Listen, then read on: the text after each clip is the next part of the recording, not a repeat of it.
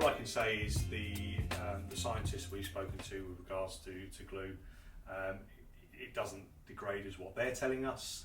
I can't quantify that exactly, but what you'll notice is all of your glue does come in foil packets.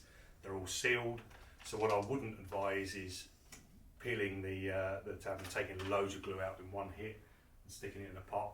I do know that over time you can see slight changes in the glue in the colours, so keep it in the packet wherever possible. What I generally do, tear it off. These are a resealable pack.